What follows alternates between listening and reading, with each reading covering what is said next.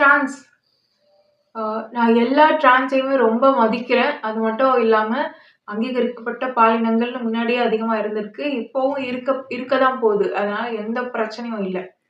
ஆனா, சமூக கட்டமைப்ப கொஞ்சம் மாத்துனா, இனி வரும் காலங்கள்ல ஆண், பெண் அப்படின்னு மட்டுமே இருக்கிற மாதிரியான அமைப்ப நம்மளால ஏற்படுத்த முடியும். ஏன்னா, ஒரு வாழ்வியல் முறையும், அதுக்கப்புறம் நம்மள சுத்தி இருக்கக்கூடிய எனர்ஜி ஆர்க்கிடெக்சர் அந்த ஆற்றல் கட்டமைப்பு அது எப்படி இருக்கு அப்படிங்கிறத நாம எப்பவுமே கவனிச்சுக்கிட்டே இருந்து, சரியான முறையில பராமரிச்சுட்டே வந்தோம் அப்படின்னு சொன்னா, இந்த தவறுகள், கெமிக்கல் இம்பேலன்ஸ் வந்து உடல்ல நடக்காம நம்மளால பார்த்துக்க முடியும்.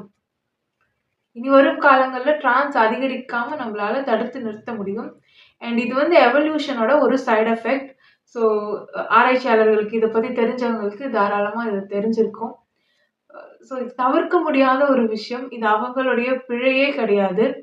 அண்ட் டிரான்ஸ் அப்படி இருக்கிறவங்க எல்லாருக்குமே பார்த்தீங்கன்னா, மூளை செயல்திறன் நல்லா இருக்கும். ஒரு எவால்வ்டு பீயிங்க்கு எப்படி இருக்கோ, அதே மாதிரி தான். ஸோ அவங்க வந்து என்ன வேலைய செய்றாங்களோ ரொம்ப சிறப்பா செய்வாங்க. ஒரு நார்மலா ஒரு ஆண், பெண்ணை விட. ஸோ அப்படி இருக்கக்கூடிய சூழ்நிலையில பார்த்தீங்கன்னா, இந்த சமூக கட்டமைப்புல அவங்களுக்கான அந்த களம் அமைக்கப்பட்டு கொடுக்கப்படல அப்படிங்கிறது தான் உண்மை. அதனால என்ன ஆகுது, அவங்க எல்லாருமே வேற வழியில இந்த சமூகம் அப்படிதான் தள்ளுதுன்னா, அவங்க என்ன பண்ண முடியும்? அதனால இனி வரக்கூடிய கட்டமைப்புல பார்த்தீங்கன்னா, நாம அவங்கள மதிப்பிற்குரியவங்களா பார்க்கணும். ஏன்னா, இங்க இருக்க ஒவ்வொருத்தங்களுக்குமே வாழறதுக்கு வாழ்க்கை ஒரு வாய்ப்பு குடுத்திருக்கு. எல்லாருக்குமே கஷ்டம் இருக்கு. ஆனா இவங்கலாம் அதீதமா கஷ்டப்பட்டவங்க. யோசிச்சு பாருங்க. எல்லாருக்கும் அட்லீஸ்ட் ஒரு உடம்பு கரெக்ட்டா இருக்கு. நமக்கு சரியா? அதுல நமக்கு ஏதாவது பிரச்சனைகள் இருக்குன்னா, அமிலம் மிதமிஞ்சுறதுனால ஒரு சில பிரச்சனைகள் இருக்கு. அதுக்கு நாம வைத்தியம் பார்த்துக்கிறோம். குணப்படுத்த முடியுது. ஆனா யோசிச்சு பாருங்க. எந்த தப்புமே பண்ணாம திடீர்னு அவங்களுக்கு இப்படி ஒரு மாற்றம். இதனால சமூகமும், குடும்பமும் எல்லாமே அவங்கள நிராகரிக்குது. இப்படிப்பட்ட ஒரு வாழ்க்கைய அவங்க வாழறாங்க. அப்படி இருக்கக்கூடிய மக்களுக்கு நாம செய்யக்கூடிய சிறப்பான ஒரு அங்கீகாரம் என்னவா இருக்கும்னா, அவங்க நம்மள விட பெட்டரா எல்லா வேலையும் செய்வாங்கன்றத நாம புரிஞ்சுக்கிட்டு, நீங்க நார்மலா ஒரு பெர்சன வச்சு நீங்க எம்ப்ளாயியா வச்சு நீங்க வொர்க் குடுத்தீங்க அப்படின்னா, அவங்க ஹேண்டில் பண்ற பிரஷர விட இவங்க அதிகமா ஹேண்டில் பண்ணுவாங்க. அவங்க சிறப்பா என்ன வகையில புரொடக்டிவா இருக்காங்களோ, அத விட இவங்க அதிகமா புரொடக்டிவா இருப்பாங்க. அதே மாரி இவங்க வந்து அத வேற விதத்துல அப்ரோச் பண்ணக்கூடும்.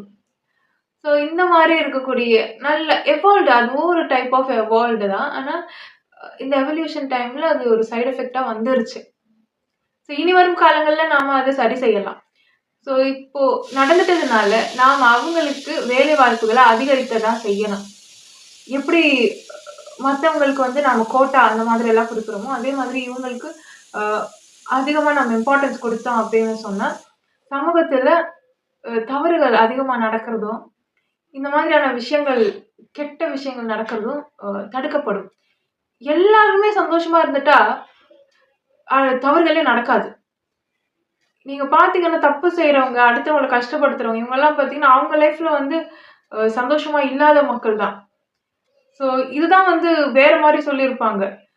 நாட்ல வந்து யானை, பசு, மத்த எந்த வனவிலங்குகளும், சில மக்களும் வந்து கஷ்டப்படவே கூடாது அப்படின்னு சொல்லியிருப்பாங்க. இது வந்து இந்த கம்யூனிட்டி பீப்பிள் இல்ல இந்த மாதிரி இருக்கக்கூடிய விலங்குகள், ஹைலி சென்சிட்டிவா இருக்கக்கூடிய விலங்குகள் அப்படின்னு நாம எடுத்துக்க கூடாது. இது எல்லாமே எவால்வ்டு. இந்த யானை வந்து ஹைலி எனர்ஜி சென்சிட்டிவ். நாய்க்குட்டி எனர்ஜி சென்சிட்டிவ். பசு வந்து எனர்ஜி சென்சிட்டிவ். அவங்க எல்லாமே வந்து ஆல்கலின். ரொம்ப அன்பா இருக்கக்கூடிய மிருகங்கள் எல்லாமே. ஆட்டுக்குட்டி கூட அப்படிதான்.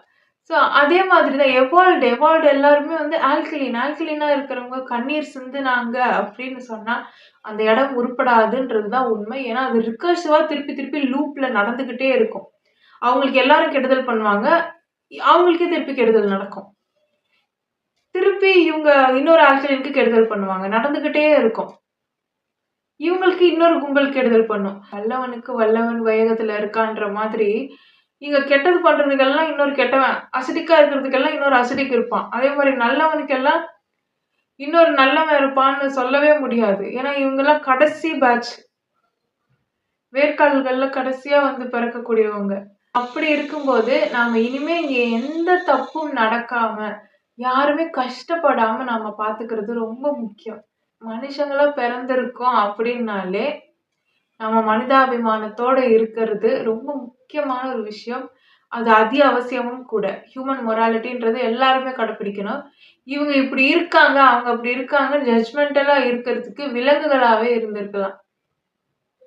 யாருக்கு வந்து ஒரு மத்தவங்களோட வலிய புரிஞ்சுக்கிற அளவுக்கு அறிவில்லாதவங்களும், மத்தவங்களுடைய சூழ்நிலைகளையும், அவங்களுக்கு கிடைச்சிருக்க சாய்ஸும், ஆப்ஷனையும் இந்த சொசைட்டி எப்படிப்பட்ட ஒரு அ விஷயங்கள வந்து அவங்களுக்கு குடுத்திருக்கு அப்படின்றத புரிஞ்சுக்கிற அளவுக்கு அறிவில்லாதவங்க தான் ஜட்ஜ் பண்ணுவாங்க.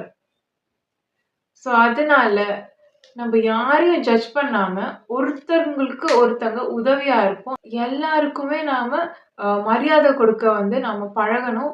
குழந்தைகள பழக்கணும். இப்போ பெற்றோர்கள்லாம் சொல்லிக் குடுத்துட்டு இருக்காங்க. நான் நெறைய ரீல்ஸ்லலாம் பார்க்குறேன். அது எனக்கு ரொம்ப ஹேப்பியா இருக்கு. ஸோ ட்ரான்ஸா இருக்கிறது தவறா அப்படின்னு கேட்டா, கிடையவே கிடையாது. அ அது இந்த சொசைட்டிய வந்து அ அடுத்த நிலைக்கு மாற்றம் செய்யாம விட்டவர்களுடைய தவறு தானே தவிர, அப்படி பிறந்தது வந்து அவங்களுடைய தவறு கிடையாது. ஸோ இங்க ஒருத்தருக்கு ஒருத்தர் குற்றம் சாட்டிக் கொண்டுட்டே இருந்தோம் அப்படின்னு சொன்னா, அடுத்த இத வந்து நம்ம யோசிக்கவே முடியாது.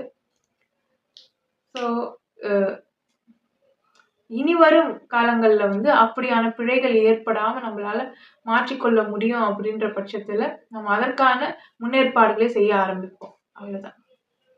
நன்றி. Love is God.